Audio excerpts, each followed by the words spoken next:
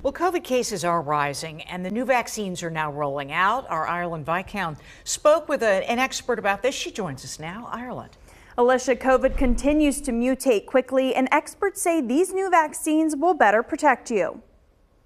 COVID is getting to be a less and less severe disease. And even though COVID cases are increasing, we are seeing fewer hospitalizations and fewer deaths.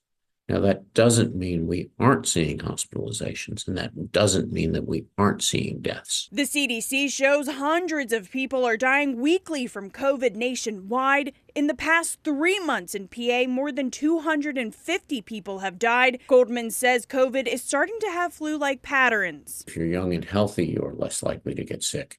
If you're older or you have other medical problems, you're much more likely to end up in the hospital or even die. Goldman says more than 90% of people hospitalized or die from COVID are above the age of 65. So one of the things that we know about COVID is that it mutates rapidly. It's why the FDA recently approved updated COVID vaccines that are tailored to fight the newest variants. We basically recommend COVID vaccines for everyone, but we strongly recommend them for anyone above the age of 65.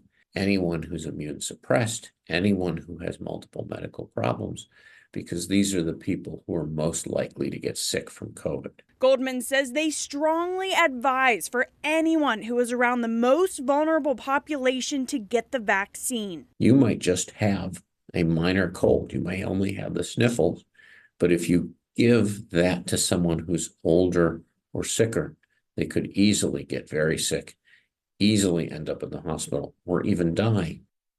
Dr. Goldman says even though COVID is turning into a flu-like pattern, it's important to remember COVID is not a seasonal disease like the flu. Valerie.